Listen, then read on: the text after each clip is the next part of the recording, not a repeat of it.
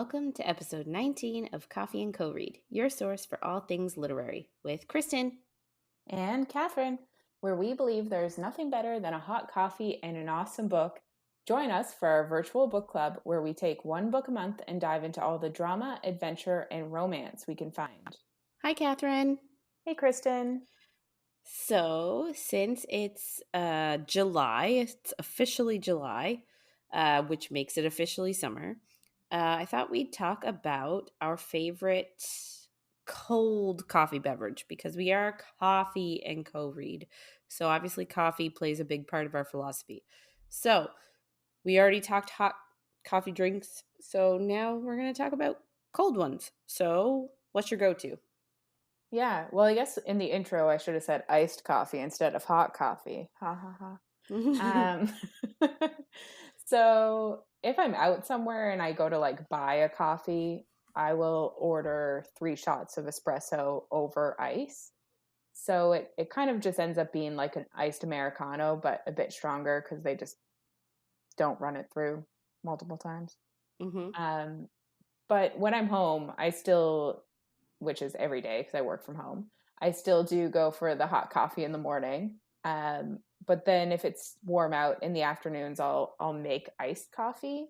I have like a special iced tea press that I bought, and it's kind of like a French press. So you put the grinds and the coffee in it. No, the grinds and the water, in it. And then the part that you actually push down, you fill it up with ice. And then that's what presses the grinds to the bottom, and it instantly cools the coffee. So you let it sit for a while before you put that in so that it actually brews the coffee a bit. But then once you put that in, it gets cold super fast, and you just need to add a bit of ice in your cup and pour it in. It's delicious. Neat. Yeah. What about you? So, I don't know. I feel a little bit weird talking about iced coffee because I don't really like it, at all. So, all these all these places are coming out now with cold brew and iced coffee and all that jazz. I don't like it. And I don't know why. I have no response. I've tried it a whole bunch. We worked in a coffee shop that sold it. I've attempted it. But for some reason, I just can't. If my hot coffee that I have in a mug goes cold, it's disgusting. So I cannot, for some reason, to me, it's the same. It's just you're purposefully, instead of having it hot and then letting it go cold, you're just starting it cold. That grosses me out. Yeah. I can't get past it. I don't like the taste. I get it, because if my coffee's not a certain temperature, I can't drink it. I either need it hot enough, or I need it very, very cold. Yeah. I can't lukewarm coffee makes me want to gag. So I understand what you're saying. Yeah. And also, for me, the only sort of way I not tolerate it, because I do really enjoy something. So if it's hot coffee, obviously I just get it straight black with no sugar or anything. But if I am going out to get something iced, I'll get an iced latte, which is 75% milk. Yeah, it's just cold milk. Yeah.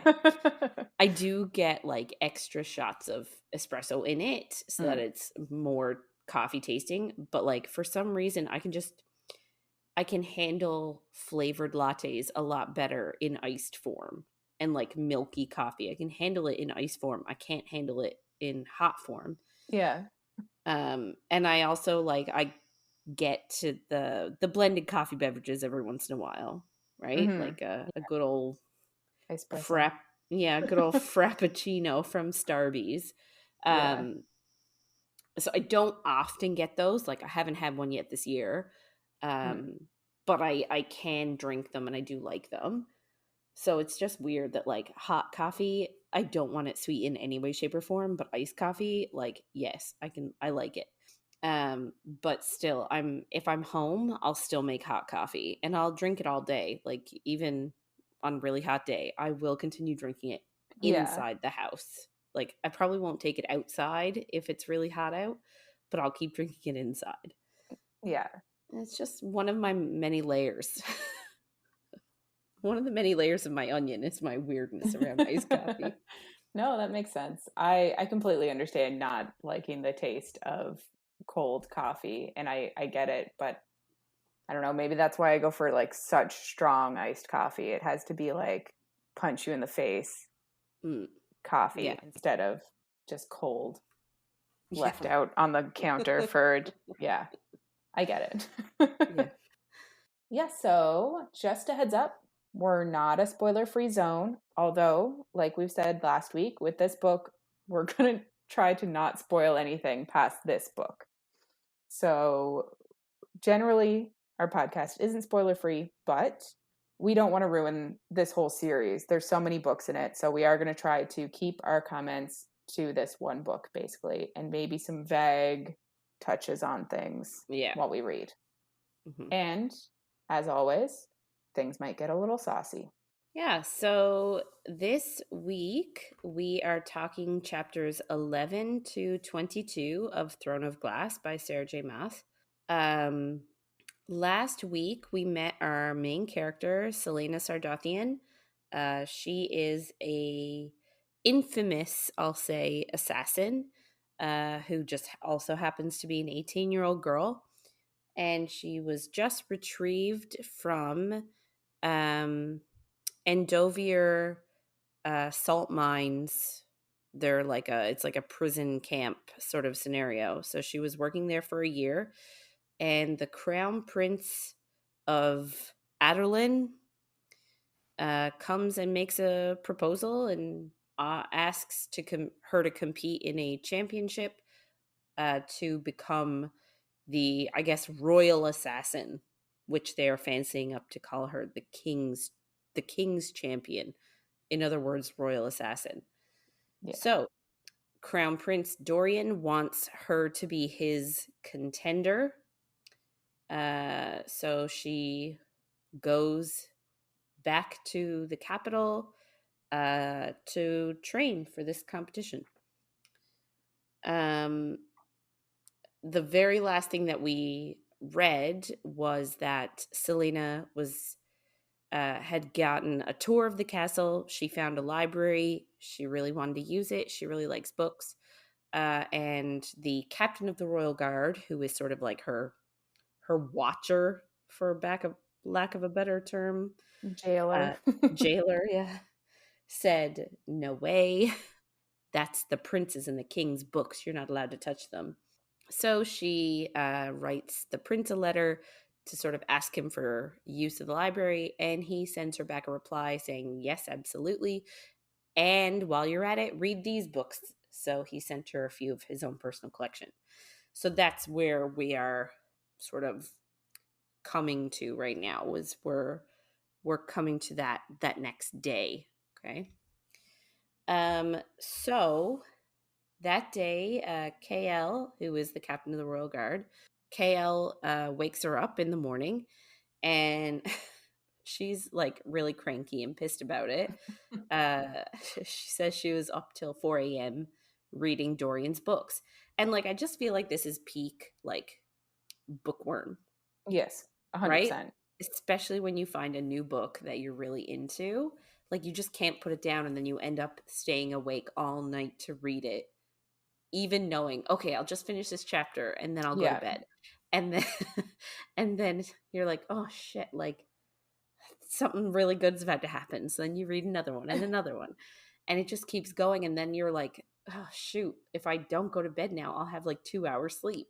And I just feel like that was her. And it just Yeah, made me really relate in that moment. And I I agree. really giggled.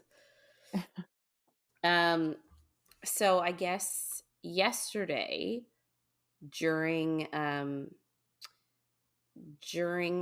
I guess the meeting with the king, so in last week's episode when they had a meeting with the king, um KL was sort of treating her kindly, telling her she looked nice, you know, sort of being nice to her, and they found some common ground on certain things. But this morning, like, he's back to treating her like a criminal, as if like he had to sort of talk himself out of liking her, not like Mm. and I say Yeah. that in quotations, not like her, but just liking her as a human. It's like overnight he had to be like, come on, toughen up. She's a criminal. She's an assassin. She's a terrible person. And so then this morning he comes in. Apparently he's really impatient and really rude. And apparently she's like even trying to eat a little bit of breakfast, but can't because he's speaking to her in such a condescending way that she can't even, like, she loses her appetite, she says. So, like, just goes to show you that we talked a little bit last week about his, I guess, loyalty sort of being his defining characteristic. And I feel like we're sort of seeing it manifest right now. Like, he's got some very staunch ideals, and anybody who sort of doesn't fit those ideals, he just has no respect for. So I don't know, it makes me not like him. Yeah, I get that. And like, I really don't like him very much until way into this book, and I don't know if that's intentional or like, A way into like Throne of Glass, you mean? yeah, like Okay. I think it's probably about halfway through the book before I really start to like, sort of come around to him, because he's Mhm. such a douchebag in the beginning. Yeah, I there's a lot of moments where I do think you see him grow in this book that help you like him more, and like people, I guess, challenge his thinking, so that does help him grow. But I get completely what you're saying. This whole series is like an emotional roller coaster with how you feel about Chaol. It's But true. Yes, 100%. I'm not going to deny that. So, um, the thing that I loved is, again, like, he spoke to her really condescendingly, so she loses her appetite, but she's spidey. So mm, she goes to get dressed, and before he's out of the room, like, he's waiting for her in the room, she strips off her nightgown so that she's only in her underwear in front of him, which totally made him blush, and it made me like, LOL, it's a hardcore. power move. It is a power move. Mm. She's like, if you're not comfortable with my nakedness, tough, like, you're being an a-hole. And I really loved it. And I love that she sort of, I guess, I I want to say confident in her body. Hmm. Like, she's got tons of scars. She's an assassin, so not only does she have the scars from the salt mine of Endovier, the slave camp, essentially, Hmm. but she also has all of these scars and nicks and everything from being an assassin. And she's not ashamed of any of it. And she's like, I don't want to say proud of her body because I don't know. I don't think it's that she's like super proud of it. She wants to gain some muscle back. Not that she Yeah. doesn't love her body, but Yeah. I don't think, and it's actually one of the things I really appreciate about these books is that she does talk about, like, wearing a dress that's beautiful and making her feel beautiful and blah, blah, blah. But like, she doesn't actually, there's no traditional female, like, oh, do I look good in this, like, hmm, oh, I don't want to, like, my butt looks so big, or like anything like that. I just really appreciate that there's none of that. yeah. Right. um she goes to put on, I guess, the outfit they pick for her, and she doesn't like it. It's a shirt and a pair of pants, and she just doesn't like what they've chosen for her, I guess. Yeah, she's a fashionista. We've already She kind of established, so. Yeah, she definitely is. But they go to a really big training room, and all the other champions are already there. So, um, we didn't really get into it last week, but we said that there were 23 other contestants for this competition. They were all chosen by different members of I guess, the King's Council, the Privy Court, or whatever you call it, right? So they all picked somebody. So they're all Mm, representing somebody. That means that all of these, I guess, lords or whatever, they also have hired a trainer to train their contestant. mhm. Um, she thinks to herself that it's really stupid for everybody to let her loose, in this big room, and there's like a ton of weapons around. It's very like Hunger Games-esque. Do you remember like Yeah, when they're all like training in that big gigantic room, and there's like just like a ton of different stations for you to like practice with? That's what I think of.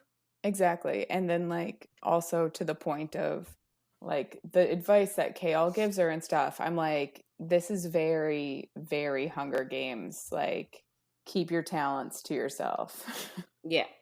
I guess so. We also met Duke Parrington last time. He sort of is an asshole, for lack of a better term. He went with Dorian and KL to get Celaena from the salt mine, and she was in chains. She was not a threat, and he like pushed her down and really hurt her. So like we can already tell he's a jackass. So his champion that he has chosen is named Kane. He's huge. It's like um Dwayne the it's like Dwayne Johnson is what I think of. He's just a gigantic, but also apparently quite dumb. So apparently he like goes up to her and teases her, I guess for being a small woman, and Well, just she's the only woman, so she's she's the like the only woman. easiest prey to Yeah, pick on. yeah. Like, it's such bullshit. Well, and then too, so her cover story, if you guys remember from last week, is that she is a jewel thief, but she is high born. She's like a lady who sort of moonlights as a jewel thief. Mm. So I guess none of them really see her as a serious threat because jewel thief and assassin are very different, Yeah. right? Like So they, she's probably sneaky, but can she actually kill a man? yeah. Anyway, so she sort of like is really aggressive and wants to kill him because he's like making fun of her. Um, I love how and aggressive she is. I It's like know. one of my favorite traits of hers in the book. Uh, anyway, so KL's like, yeah, you're swaggering now. Well, why don't you back it up and pick a weapon to train with for the day? And she says she's familiar with every single one.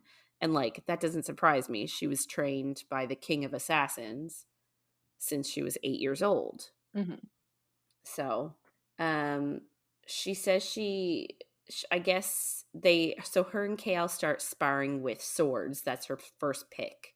And she's very, she says she likens it to sort of a dance that requires steps. And like everything comes rushing back. Because when she first sort of picked it up, I think she was a bit nervous that she would be able to keep up after the year.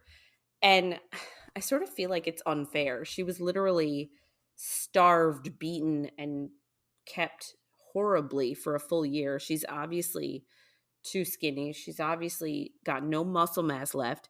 And then, like, KL's putting her through all these paces. Anyway, I feel like it's unfair. Yeah. So as they're fighting, apparently she's definitely better than him in terms of skill. Hmm. Even after spending the year in Endovir. But he gets sort of the upper hand and he trips her and makes her fall. Playing dirty.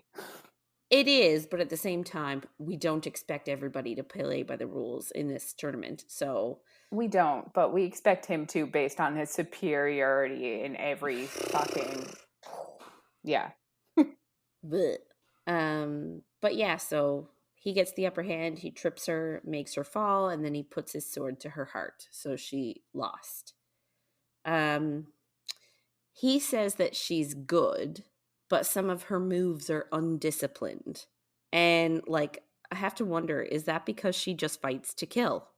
Like, she's not fighting to fight, right? Like, KL probably trains with a sword. Like, how much action does he really see? He's training with the sword in case he does, but like, he doesn't actually kill people right Yeah. now.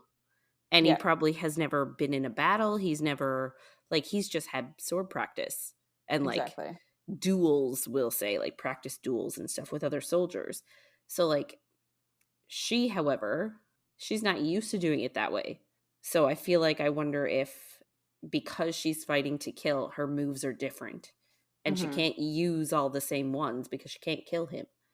No, and she's also well, and she's also like just smaller in general, so she uses different moves than he does anyway, because she's trying to use his size and stuff to her advantage. So it's not going to be the same type of fighting that he's used to as a larger man.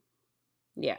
So, and like, can you just imagine how condescending it would be to have, even though he's a couple years older, but like, think about how long she's been fighting, how long she's been training, and imagine having somebody who's maybe had half the training be like, oh, you're good, but you're undisciplined. It's like, I'm sorry, what?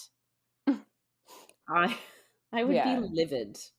like she's definitely, I know, definitely been trained very well, obviously, to be where he is, but being trained since you were 8 to actually kill people is much different than the training you get to be in his position. Like Yeah. it's not even comparable. No. And I at the same time I don't want to take away from like his skill. I'm sure he's amazing, Yeah.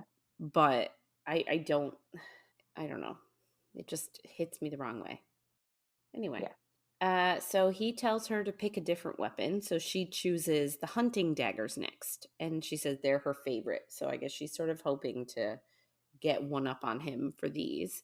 Would you think that they wouldn't have real weapons, like even for practicing, like for assassins? Are they trying to get them to make each other bleed? It seems wild. Yeah, that's a good point, actually. I don't know. Um, so yeah, so she's literally about to charge him with her hunting daggers. And the weapons master of the castle, whose name is Theodus Brulo, calls attention to the room and introduces himself. So he's going to be running, I guess, the official training exercises and the tests. So sort of one by one, he has all the champions introduce themselves. There's a few soldiers or former soldiers, like Kane, Duke Parrington's champion, is a sort of a he was a soldier. There are some thieves. There's a couple of murderers in there, and some assassins. She says that she isn't super impressed with many of them. She does sort of single out a couple. There's one she calls Knox, who is a thief. And then there's another one called Grave, who is an assassin that she sort of instantly picks up on as the type of individual that would rape women before killing them. So, real stand up dude. Yeah. She also sort of makes a comment to herself that none of the ones who proclaim themselves as assassins would be admitted into the Assassin's Guild. Mm. So her mentor, the King of Assassins, runs the Assassin's Guild. His name is Arobynn, and she says that he looks for a certain polish and sophistication. So, according to her, none of them will be let in. They are small fish in comparison. Yeah. She introduces herself as Lillian. Obviously, this is her secret identity. She's been told not to tell anybody that she is Adelaide's assassin. That was sort of her nickname. And no one knew who she was. Nobody knew what she looked like. Nobody knew that it was this 16, 17-year-old girl. Yeah. And They knew her name though. They knew Celaena Sardathian was, yeah. So if she had used that name, they would have known mm-hmm. who she was. Yeah. So she introduces herself as Lillian, the jewel thief. And the other champions like sort of snicker at her, which I think is sort of their idea. Like, I feel like they want her to be underestimated. Yes, yeah. I do too, but it's incredibly rude. Yeah, but Like they're they're thieves not and upstanding citizens, I guess, so it makes they're sense. yeah, they're thieves and murderers. What do we expect? I guess so. They can't all be Pierre Despereaux, That's true. who is the jewel thief from Psych that we've talked about before. Um, so she is annoyed because she knows that none of them are really taking her seriously. So I guess Brulo, the training master, that's how I'm going to refer to him from now on, Mm. Brulo, has told them after everybody introduced themselves that their first challenge is a run. And apparently they only have 5 minutes to get ready for it. And I guess it's sort of, can you run the necessary distance? We haven't been told what the distance is. But we obviously know that Celaena is going to struggle with this because she's been in a salt mine and hasn't really been able to work on her stamina. Um, and in addition to that, she's pissed off Oh yeah. because I think we can say with, certainty and not in a bad way that she's a bit egotistical, Hmm. right? Like she likes being the best and she likes people knowing that she's the best. So she's annoyed that she has to lie about who she is. She feels like people are dismissing her, and that really pisses her off. KL sort of points out that it's smart. Like, if they don't know who she is, they're not going to see her as a threat, and they will gang up on the bigger threats first. Hmm. So he actually suggests staying solidly in the middle the whole competition until the end without showing off her actual skills. Because, no one's going to think that the Jewel thief. pretty, small, highborn lady is actually going to make it to the end. And once he explains his thought process, she actually thinks it's a great plan and she calls him brilliant. Mm. So, um, like, I guess on her part, we're starting to see that she is maybe starting to think that he's not as terrible as he could be in her mind. So during the run, she does stay solidly in the middle of the pack, but it, she says that it takes a lot of effort for her to stay in the middle of the pack. Like she not wants, but like she could lag very much behind and has to use everything in her to stay in the middle of the pack. Meanwhile, Kane, he actually does stay at the front of the pack, which she sort of doesn't understand because he's like Hmm. Dwayne Johnson big and huge, but he's super fast. So she sort of anticipated that he would be slow, but he's not. She says that it's really pure willpower that makes her finish the run. Um, and when the run is over, she says, "Excuse me a minute. I just have to go look into these woods. I dropped a ring by accident." And she goes in the woods and finds a nice quiet area and she pukes her guts up. So, that's fun. I don't understand how willpower trumps body. Yeah. Like they're saying, "Oh, it's pure willpower made her finish the run." How? How? How does your mind overtake your bodily need to vomit and or stop? Well, your mind just pushes you so that you can push your body to the point that you would vomit instead of stop. But yeah, I've done races and it's mostly been mind over body. Wild. So after she goes into the woods to puke, she goes for lunch in her room, and KL joins her and essentially insults her and tells her she needs to start acting more like a lady. And she's like friggin' insulted because she can act like a lady, and she does usually, but she literally just got out of jail and, he's literally given her, she's been there for what, like 2 days? Yeah. Anyway, it wasn't his best moment.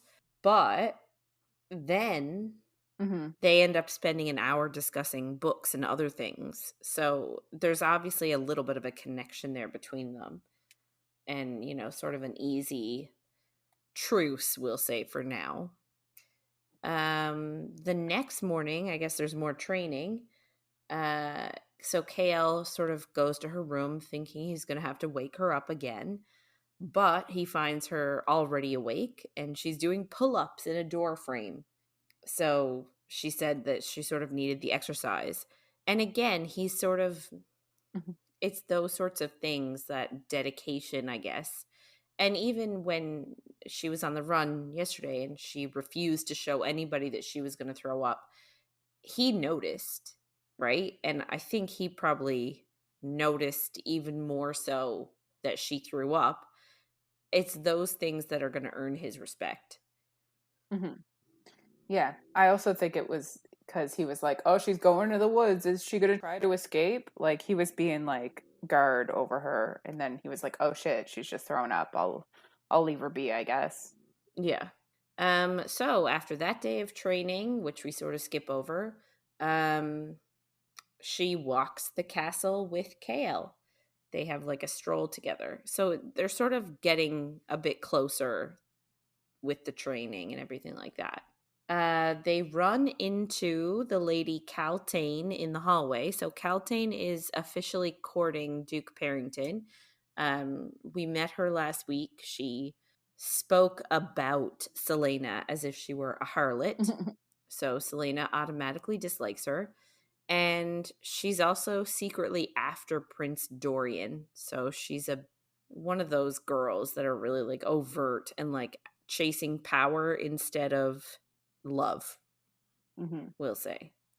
So she's officially courting Parrington, the god awful individual, but she really wants Prince Dorian.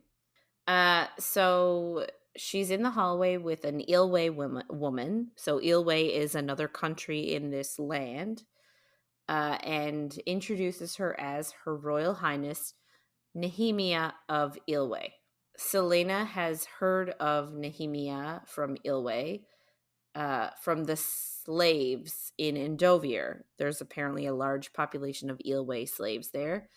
Um, and they say she's beautiful and she's brave, and that she will save them from their plight and their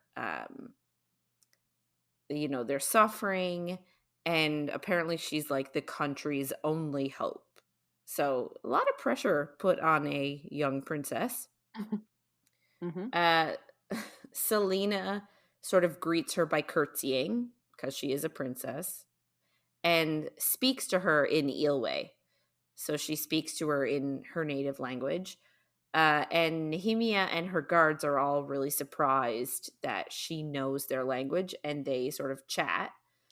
Um, and they start insulting Caltaine and like the other sort of people that are with them from the king's like council. And I love it because they're literally insulting them to their faces, but because they're too ignorant to know another language, they don't get it, and I just love it. So KL and Celaena actually offer to take over the tour from Caltaine, and they sort of dismiss Caltaine rather like rudely, and I'm really here for it. Like I love that they're like, "Oh, you can go now," just sort of like dismissing her as if she's not like this highborn lady, because they know that it's going to get under her skin. Mm.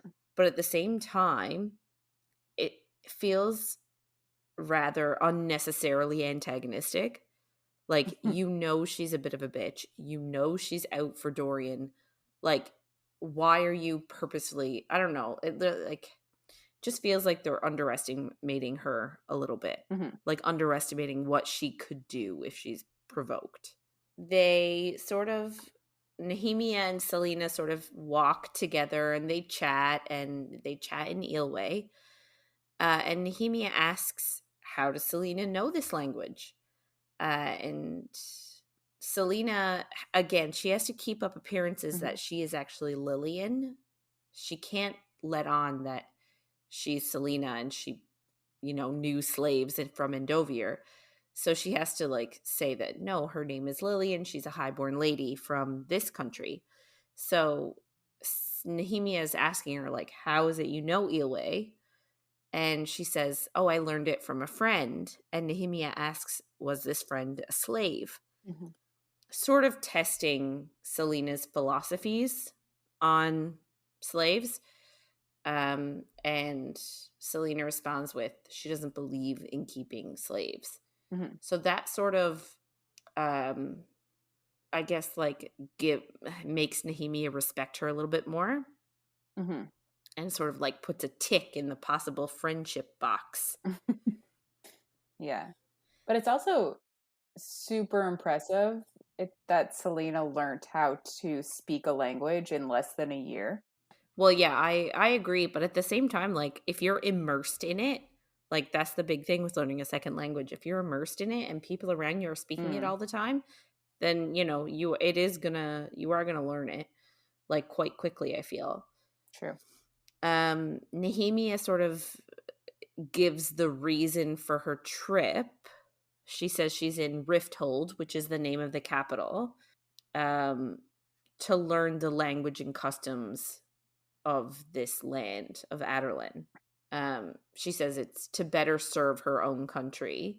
So I, I don't really understand. Like, I guess I sort of get it. Like, yes, learning the customs and stuff of I don't even think they're neighbors. Like, it's literally a couple of countries away. Yeah. But it seems like Aderlan, the country, is enslaving a lot of Nehemia's people. So they're sort of enemies. So she's coming to learn the language and the customs. Like, why? That seems ridiculous. Why you would come, like, why you would come into your enemy's territory. Hmm. Why they would let you. Mm.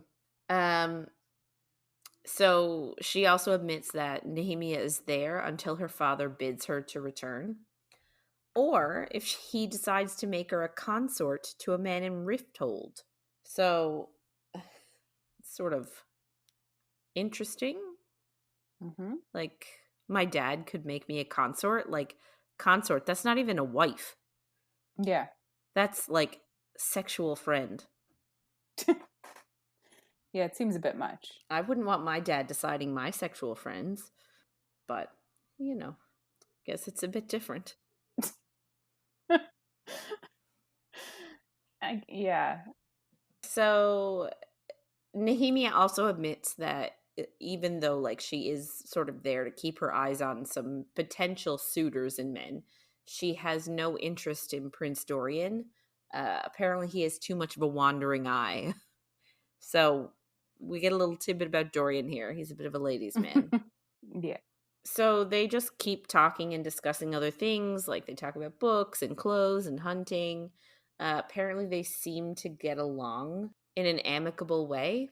So she's sort of making a girlfriend here. Mm. And she before she leaves to sort of go back to her chambers or wherever she's got to go, she asks Celaena if she would keep her company and speak to her when they both have the time. So she's making a friend. After the walk, her and KL go back to her apartment and they eat lunch together again. Um, Apparently, he says he doesn't like headstrong girls and makes it, I don't know, sort of like, oh, I don't like headstrong girls. And it's like, are you just saying that because it seems like he's like developing feelings for her and she's very headstrong, so he's sort of being like, oh, I don't like headstrong girls, but really it's like, don't you? Anyway, he's also sort of distracted from their lunch. He says that some hunting dogs went missing and were found, like, torn apart in another part of the castle. Hey. So he's a bit, like, distracted because of that. He has to figure out what's going on.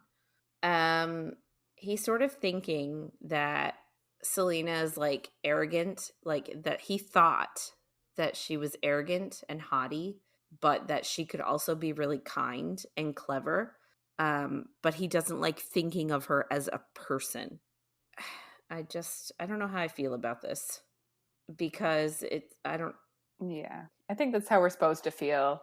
yeah. And I guess it just goes to show it's like more it's him having that same mindset of, she's an assassin, therefore she's a criminal, therefore she's not a person. Like I just don't understand that. Like good people can get in bad situations. You know what I mean? It's Mhm. I don't think that he should be judging her based on her past like that and not consider her a person. Like that's a bit ridiculous. Mhm.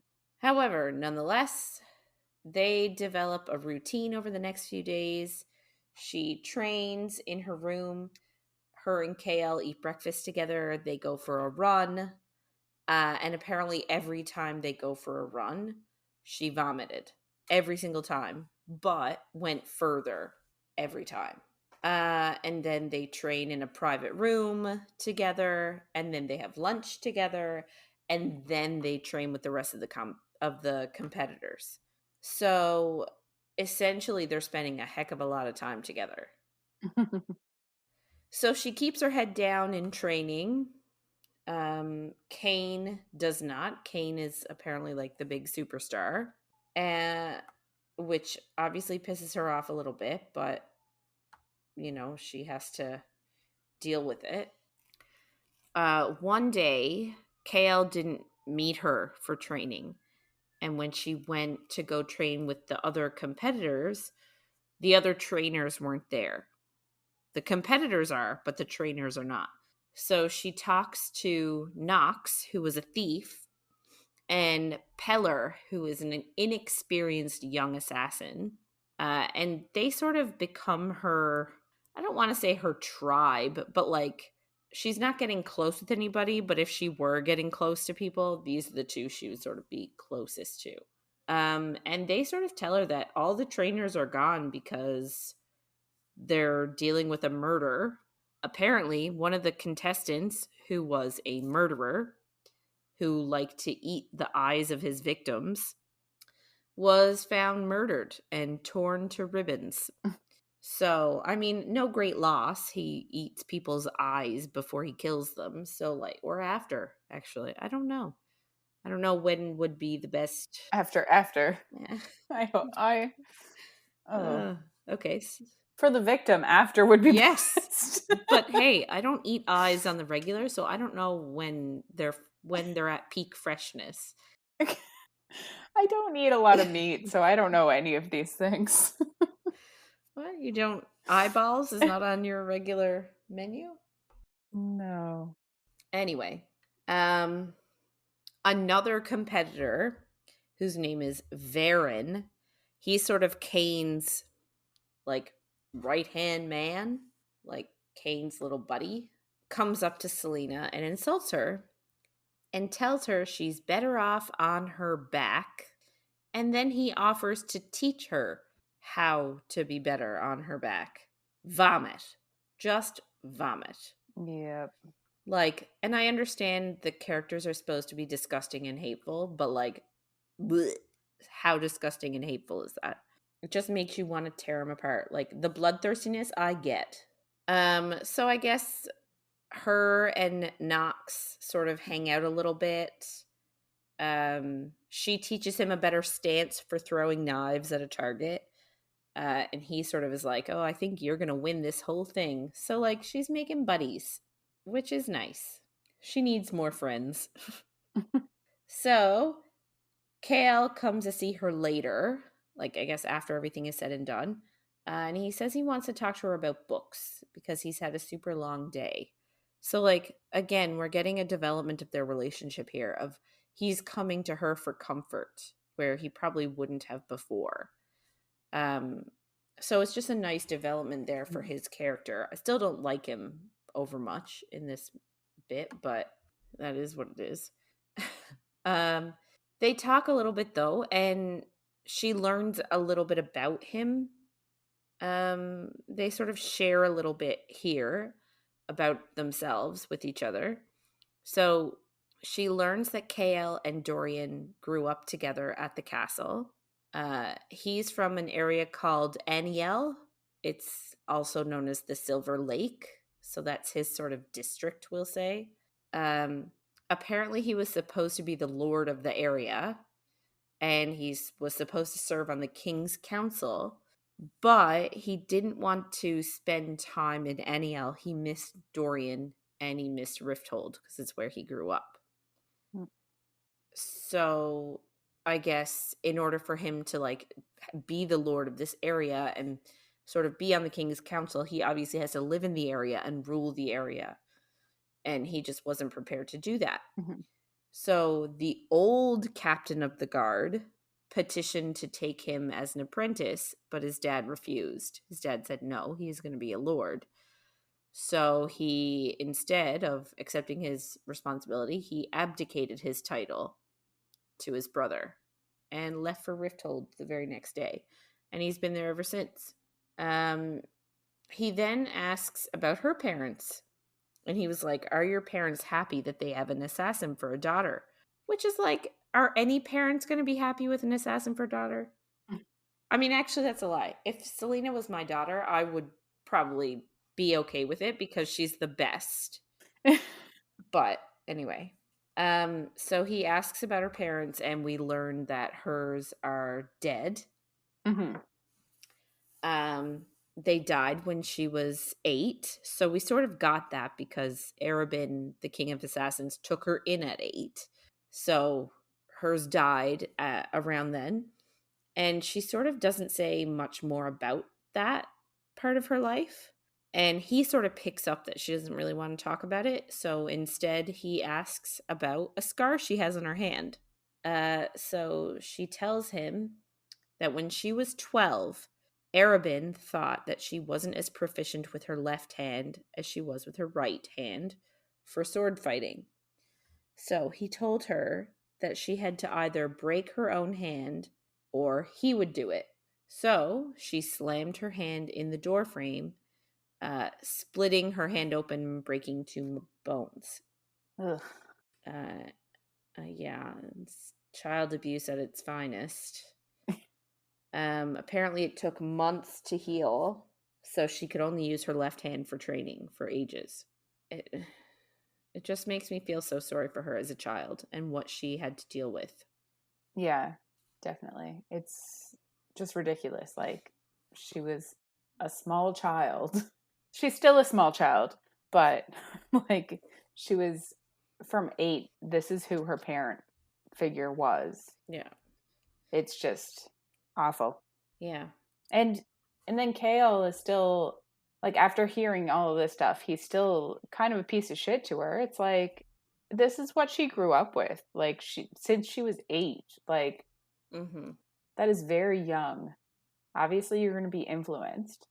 So, Yeah. And just going off of that, so he does feel sorry for her, but he still leaves because he's afraid that they're getting too comfortable with each other.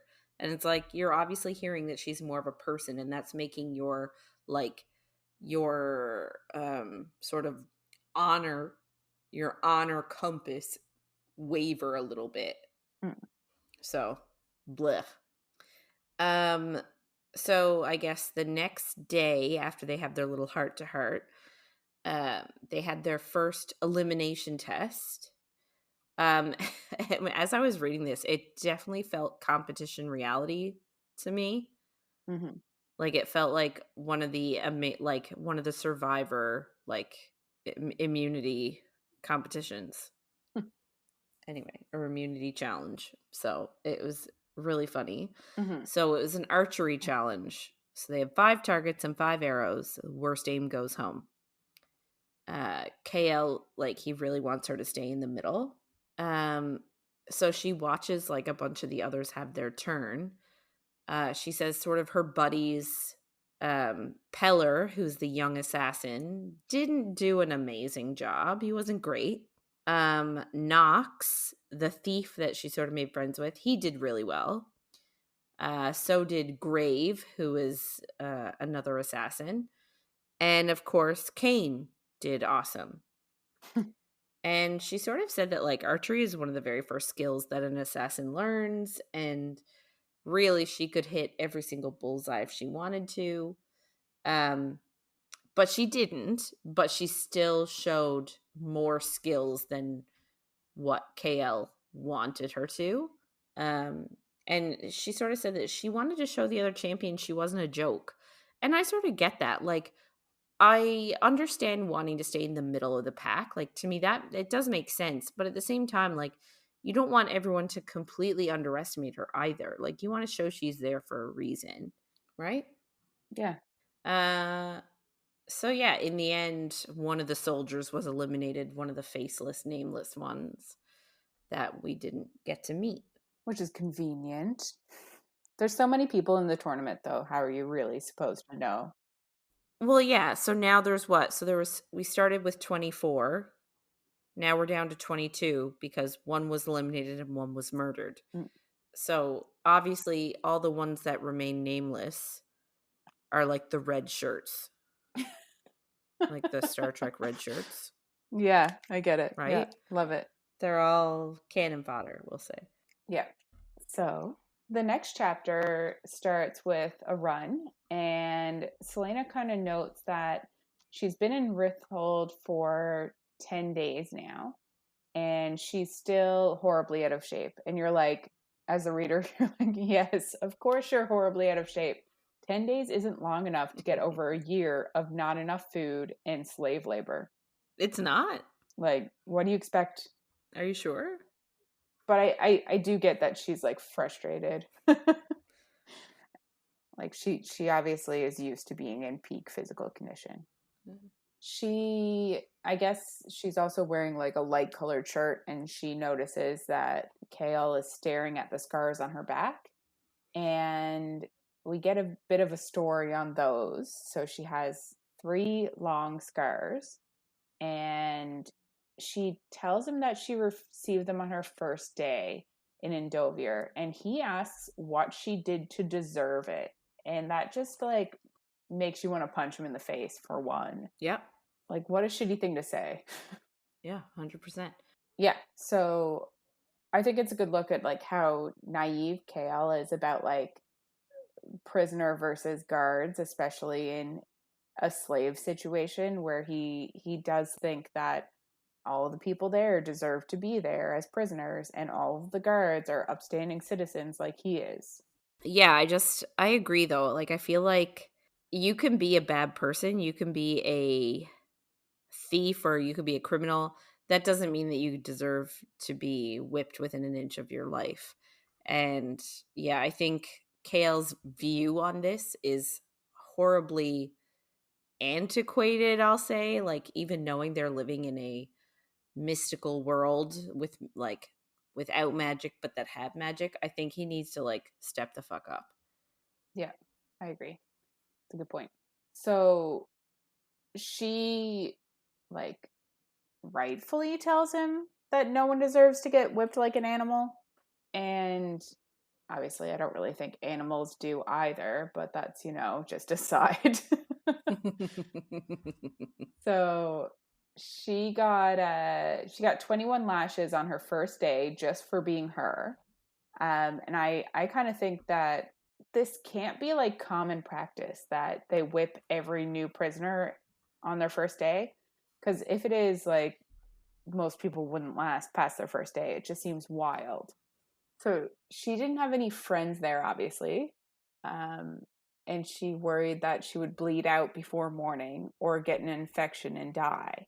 I guess the next day, a lady gave her a tin of salve during breakfast. And Celaena then mentions that she couldn't thank her because later that day, 4 overseers raped and killed her. And then Celaena also does mention that on the day that she snapped, she stopped by that section and killed them specifically. Yes, you go, girl. Yeah, clearly she has a sense of justice. Yeah. So even though she's apparently a terrible person and an assassin and a prisoner, she clearly cares deeply about justice, and like she almost has the same values as Chaol, but it's different because she understands that you can't trust people just because of their position. And I don't think Chaol's there yet. I feel like KL is super naive Like, I agree with you that they're very similar characters. Like, they have a very strong sense of justice and morality, but Kale's a lot more naive in his beliefs. Like, he's essentially like, he's like, "Oh, well, the king is good and everybody else is bad because the king says they're bad." But like, Celaena sort of understands that you can be in power and that actually probably makes you a bad person versus um the people that are imprisoned are probably like, even though they're supposed to be bad, a lot of times they're not. And she has firsthand knowledge of her mentor, her father figure, Arobynn, who rescued her as a child. So by all, like, sort of was good that way, but then also like probably tortured her a lot by it, just for example, making her break her own hand. So I feel like she's a lot more aware that there's gray. It's not all black and white, and he's not. He's still really naive to that. Yeah, I completely agree. Like, he is also, I think he said 21. I could be wrong, but he's also still a child too. Like, it's I completely understand him being naive, especially this is like his first job and he grew up with Dorian and his father. So like, he definitely has a soft spot in his heart for them, that he doesn't see everything going on outside. And like, I'm sure that that's also part of what the king is doing anyway, because if the king wasn't hiding how shitty he was, then everyone would probably revolt. So he has to have some type of cover on it. But yeah, you're 100% right. Kale is completely naive. Uh, so yeah, Kale then says to Celaena, he's like, "Oh, you're a woman." And it just reminds me of the moment in Harry Potter when Ron looks at Hermione and is like, "Oh, you're a girl," when he's trying to look for a date for the dance for the Triwizarding tournament. And it's just like, "Oh my god, you're such an idiot. Like, why would you say that?" But he's basically saying you're a woman in Dovey, and he doesn't want to say, like, he doesn't want to use the word rape. You can tell that he's like trying to skirt around it. He doesn't want to just say, "Did any of the guards rape you?" Um, but she does tell him that the guards were afraid of her. Um, Also, let's remember she had a giant pickaxe, and she does say, especially after the wall, no one tried to get her. So, and then she also mentions that if anyone tried to get too close, they would be an example. So, I guess we can assume that she killed more people during her stay than just like the 24 people on the day that she snapped.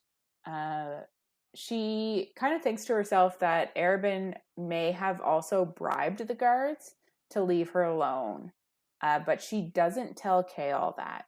Um, Obviously, because she doesn't really trust him that much, but also because she doesn't know if it's true. The That afternoon at practice with the other champions, Brullo is teaching them about different weapons, and I just find it funny because it's just like, you'd think that the king's champion would like already know all this stuff. If you're going to be here to be the king's champion, wouldn't, if you're one of these dukes or lords or whatever putting someone in to be a champion, wouldn't you pick somebody who knows all this shit?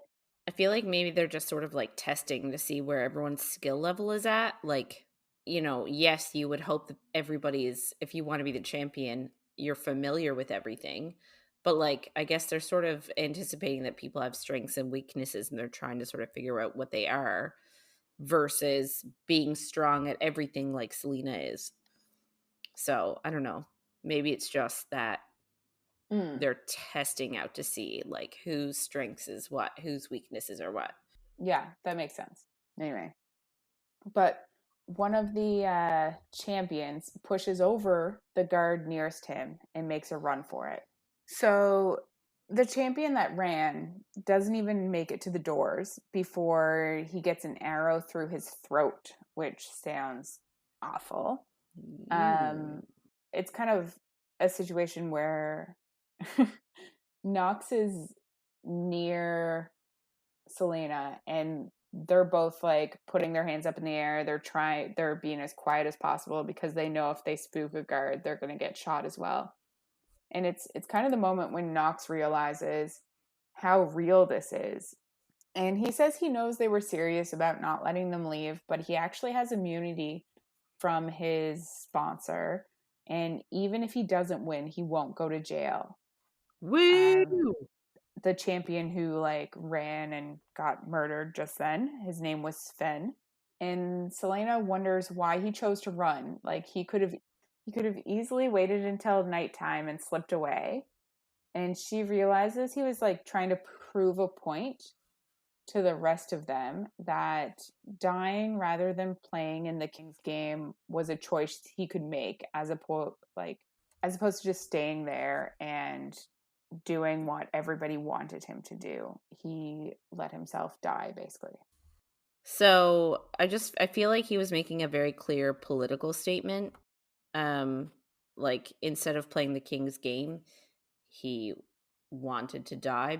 And I just find that was very political, and it's sort of turning the book in a way that we sort of didn't see it going in a way. Like the book is sort of starts off very laid out in a way we would expect it to go.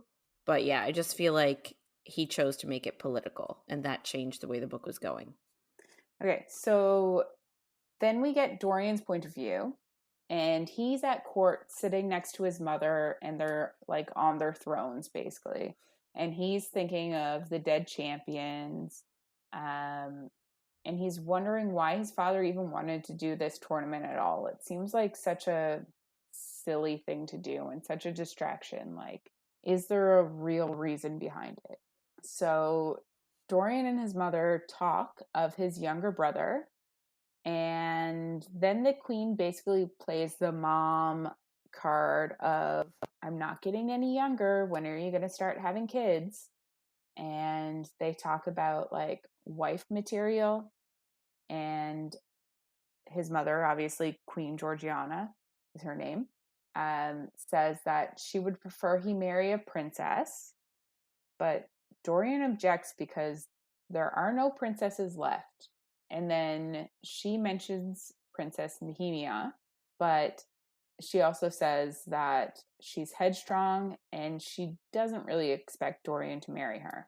The queen does bring up Lady Keltane, which we know Lady Keltane would love.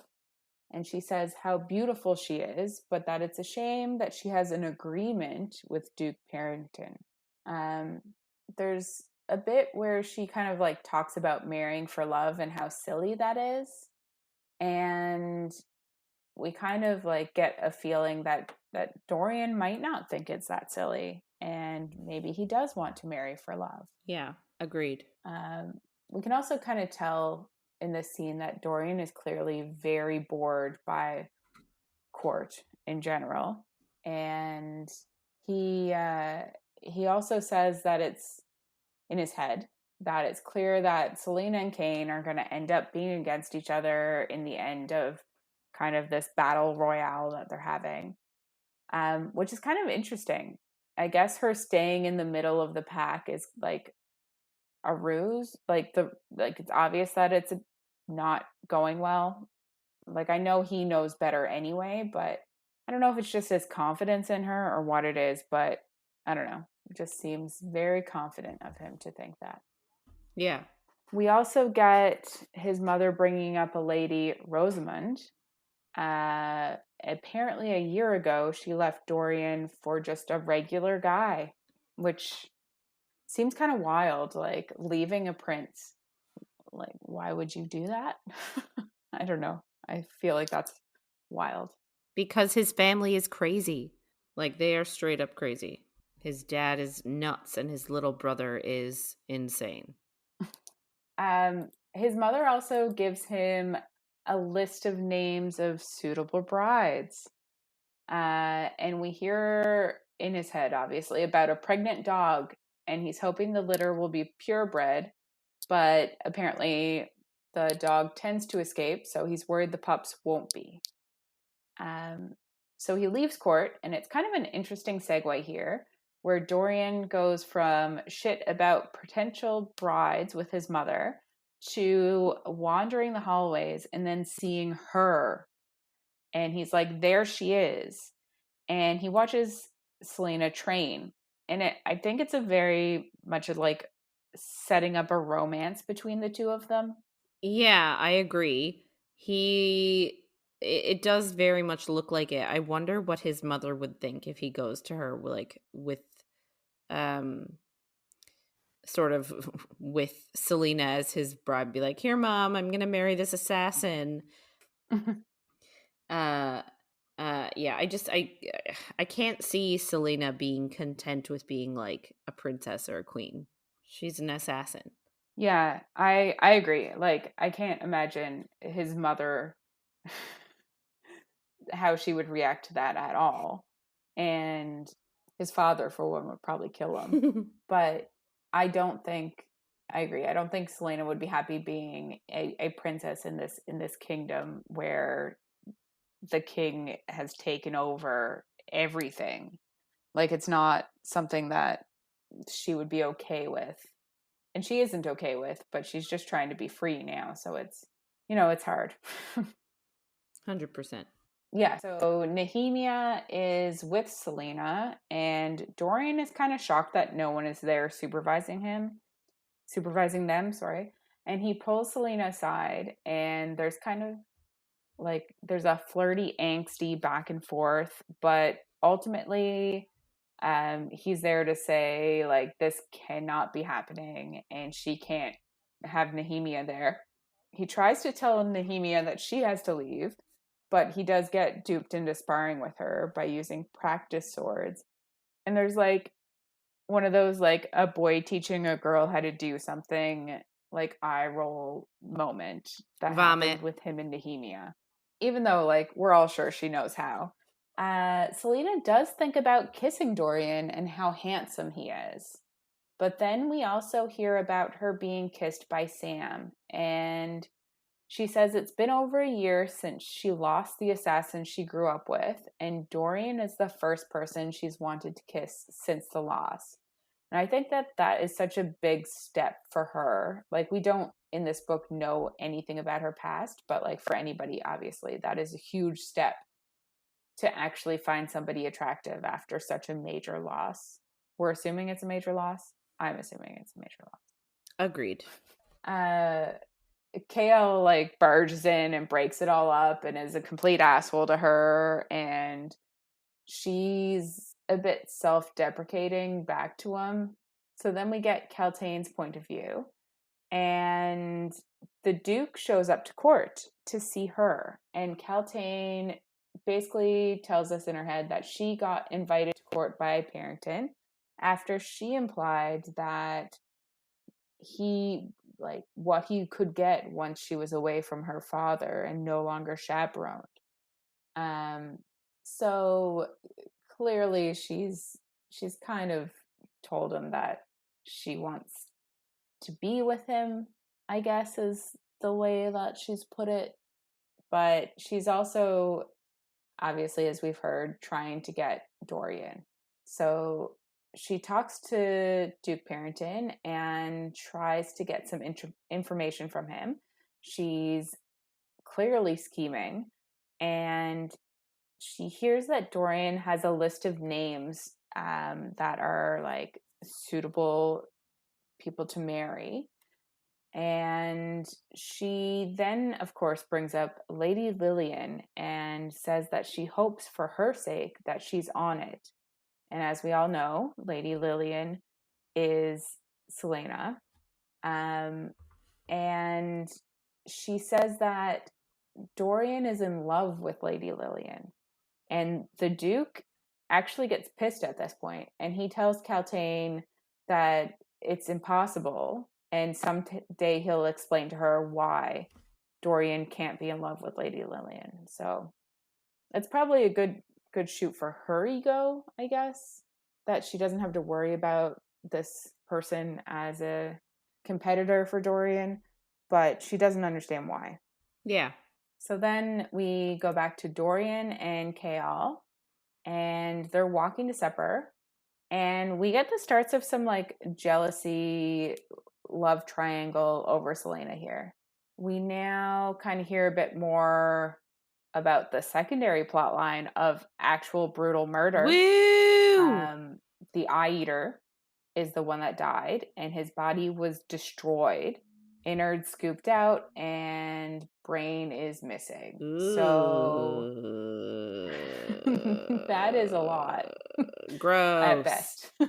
So we go back to Celaena again, and Selena's really thinking about her chat with Chaol, and it seems uncharacteristic that she like cares enough to replay the interaction. Like she's so sure of herself and so confident that it just to me just felt out of character for her to care so much about this conversation with him, but we all do it, I guess. Um, she also mentions that she adjusted the hinges on her door so that they squeak very loudly when someone enters because there's a murderer running around, which is super funny because Dorian literally sneaks up on her easily in like 2 pages time. So at this point, Celaena is looking to be distracted and she goes to the pianoforte and she thinks of Arobynn because he used to make her play for him, which is another like the word make her play. It just makes me think that he's a terrible person again. Like it just seems so shitty.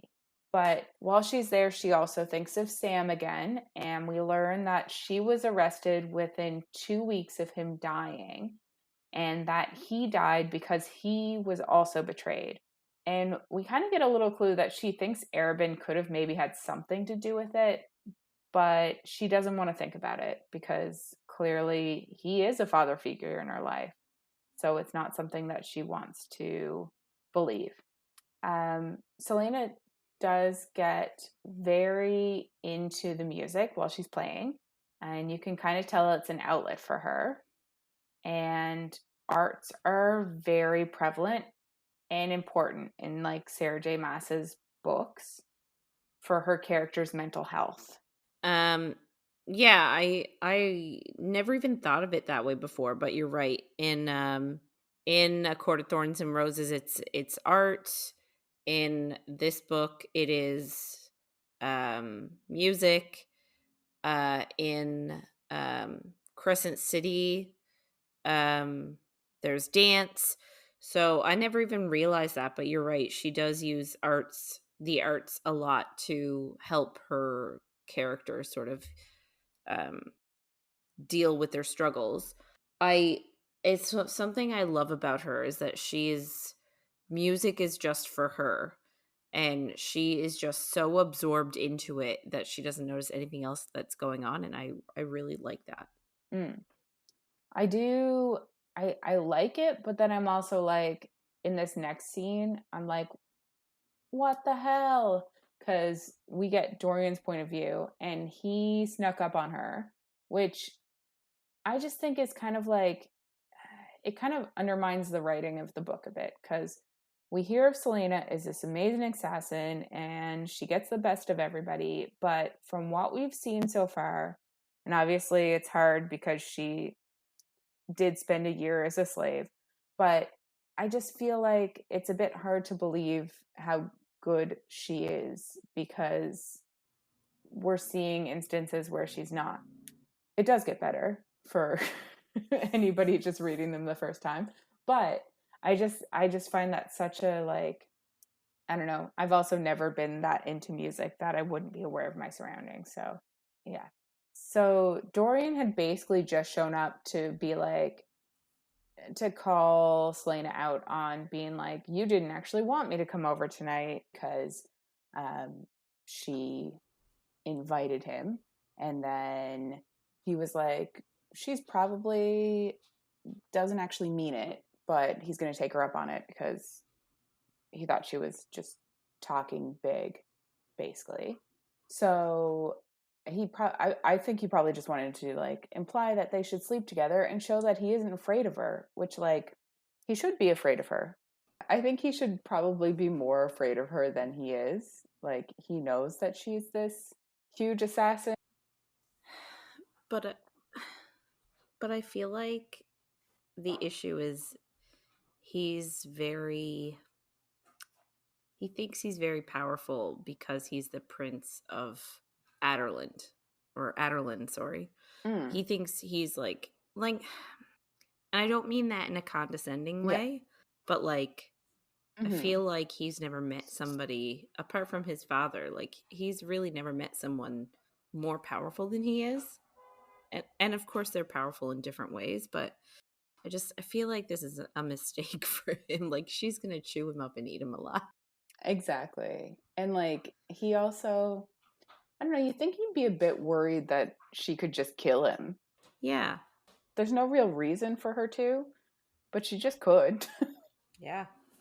Well, and then you got to think too that like, and now he doesn't know about Sam or anything like that, really.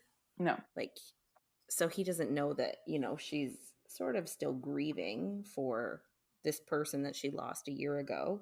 But like, she said earlier that Dorian is like sort of the first person she's thought about kissing since losing Sam. Hmm.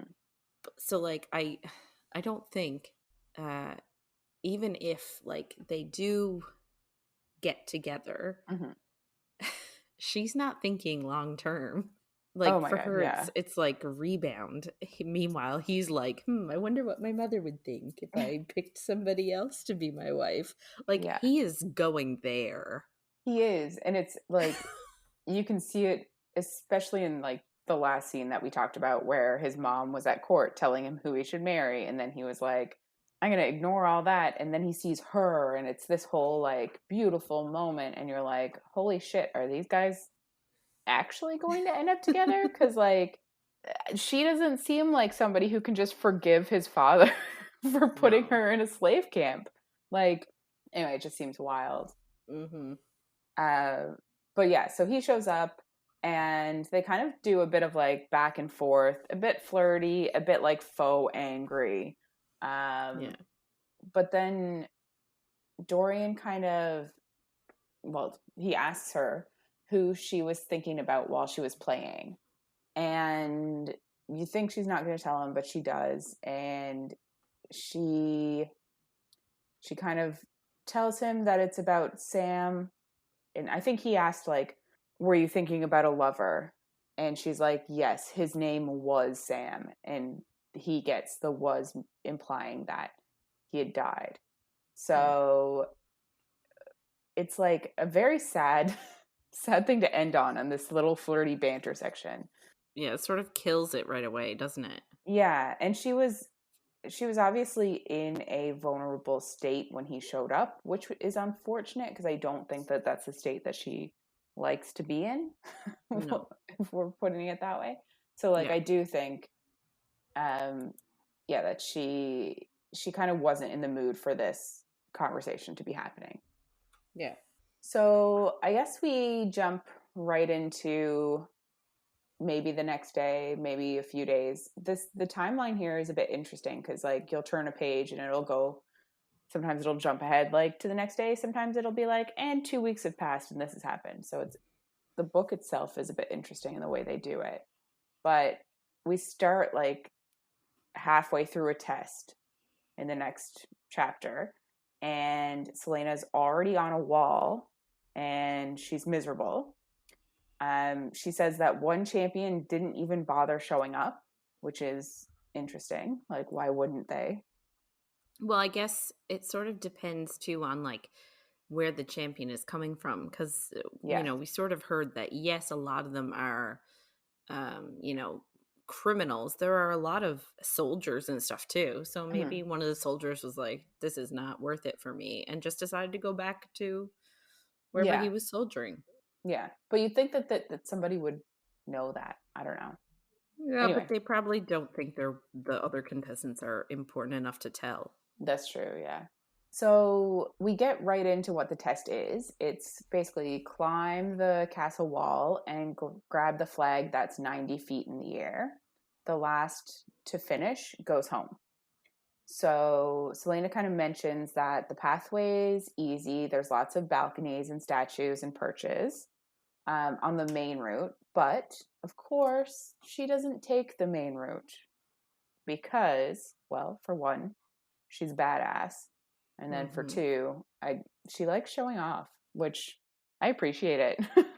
I do too, but then like it's also practical because if everybody's taking the main route, then she's going to be stuck behind someone or she's going to be subject to like somebody touching her or maybe like jostling her or trying to push her off. At least if she goes her own way, like nobody is going to solve her problem. Like no one is going to get in her way. Yeah, exactly. And I think that's exactly what happens. The issue that happens next, basically, is because everyone's taking the main route. But before that, she does mention that like you could choose an object to help you scale this wall, and most of the champions chose rope, but she chose tar to put on her hands and feet so that it would be easier to physically climb the wall. Which Genius. just sounds, but it sounds so hard. I don't like. There must be, I guess the bricks, maybe it's easy. I don't know. It just sounds like something I would not be able to do. Yeah, in case you're wondering, like, they're not given rappel gear or anything like that. Like, they have to scale it just like free. There's no, like, they don't get a harness or Yeah, anything to climb in. exactly. And which is seen immediately now when Ned Clement, who was a murderer, um, he falls off the wall and then like splats on the ground and dies basically. So at this point, everybody that's still climbing knows that as long as they don't fall off and die, they're going to make it through the test. So it's kind of ideal for the people left because like even if you're last, you're not Ned Clement, so you're not eliminated per se. So Celaena's kind of making her way up a drain pipe, and she's like basically almost parallel with the flag, but she hears Grave and Knox arguing because Knox is trying to like move past Grave because he can't figure out how to get his rope across something. So he's just trying to push past him and go. But Grave doesn't want that. So he pushes Knox off the ledge. Luckily, Knox does have his rope around himself, so he doesn't crash to the ground, but he's just free hanging and not really able to do anything. And Grave, of course, has somehow snuck a knife into this, and he starts trying to cut Knox's rope so that he falls to his death because they are very high up. So Celaena, obviously we're in her head, and she wants to keep going, and she wants to be the first one to get the flag, and she doesn't want to care if Knox falls, but she really does. Yeah, he's her buddy, right? Like they bonded over during training exercises. So exactly. And like he's the only person that's ever like thinks that she can win it. Yeah, and like not even he thinks that she's a jewel thief, but he can just see that she's good and she's intelligent, and so I think that really meant something to her because like it's not just her name, which if everyone knew her name, they would probably think she could win it. But this guy doesn't know her name, but still thinks that she's able, and I think that means a lot to her. So she ends up basically doing some amazing acrobatics, sliding down the drain pipe, running across 4 gargoyles, and swinging with a rope around her waist to jump into Knox and basically like catch, swing, and save him. So it's very like you'd expect it to be a hero like catching somebody in the. It's very. I think of Spider-Man when he's like swinging and he catches someone while they're falling. That's. Oh, I was thinking Indiana Jones. Oh, fair. Yeah, that too. But they both work. Yes. So Celaena's kind of still holding Knox and like banging into the castle wall because they're just both of them now are free on this one rope. Yeah, free hanging from a rope and like hitting the wall repeatedly. Yeah. And Kane grabs the flag, and Celaena is pissed because she's like, "Well, it's fine. I could be second." And then the second person grabs it, and then the third person grabs it. So she's like, "Fuck." And Brullo yells up to them to get going. And you're like, "Fuck off, Brullo." Like they're trying their best. Like, don't.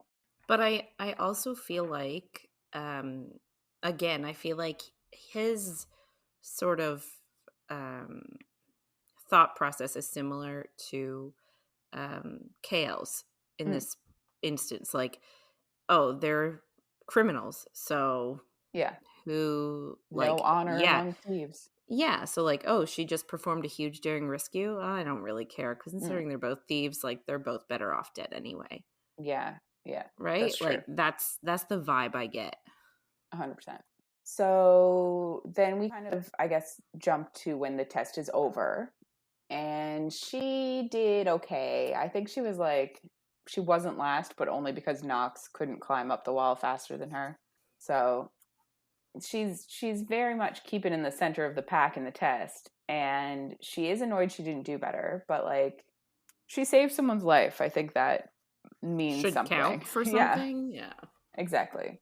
So Chaol doesn't think that she should have saved Nox because, like you said, Chaol and Brullo probably think very similarly, and like Chaol's like, "Oh, you were showing off too much by doing that," and she's like, "I was literally just trying to save the only person in this competition that I don't hate." So, you know, Yeah, it's very like hypocritical coming from him who has so much honor.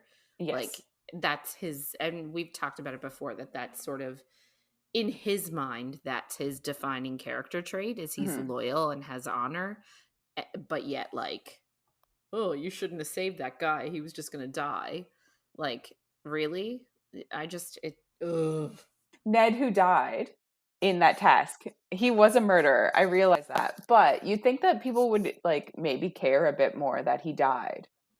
But I also think there's a big jump from murderer, like Knox is a thief. Oh, 100%. Yeah. So I feel like there's a big jump from thief to murderer. Mm-hmm.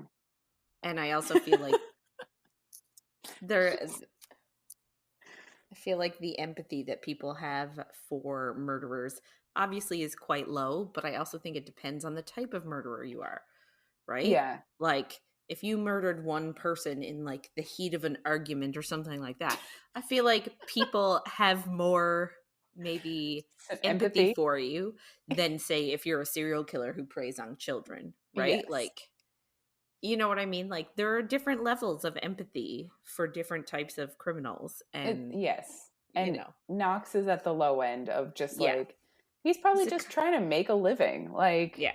this is what Yeah. he's good at.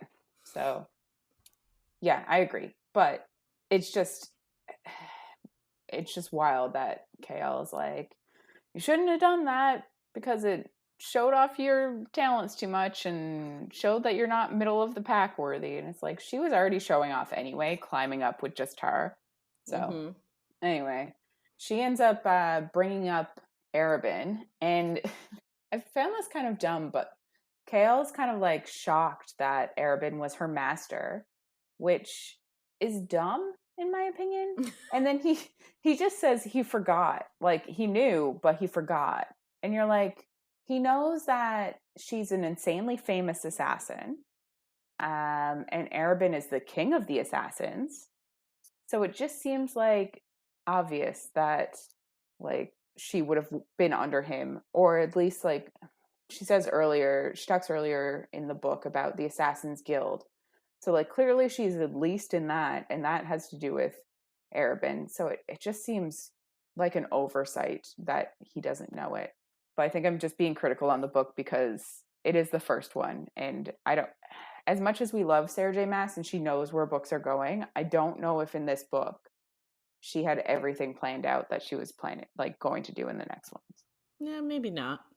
But like I also just attribute this more to Kale being dumb. That's fair. Yeah. There's a lot of that. I'm like literally last scene, I'm like, Dorian's an idiot. This scene, I'm like, Chaol, also dumb. How is he the captain of the guard? Jesus. I know. I just like, if this is meant to be a love triangle, she could do so much better. Right? She's so much smarter than the both of them combined. Yeah. Yeah. And yeah, even more so in later books do we get how smart she is. Yeah. Um, And like too, like she needs some time. Like she literally she dealt with the loss of Sam, then who she obviously loved dearly for her to be playing her music that way and like feeling all the feelings. Yeah. So like she didn't even really get a chance to grieve that because she was put in Endovier like right away. And Yeah. then she was a slave essentially for that whole year. So she's just coming out and she's like being forced to essentially Hunger Games for her life. Yeah. And I don't know, it's just like I don't think she's ready for anything. Yeah, I agree. So I feel like no love triangles. Yeah. Kind of hate them anyway, but also in this situation, you're like, who are we supposed to root for here? Yeah. Neither.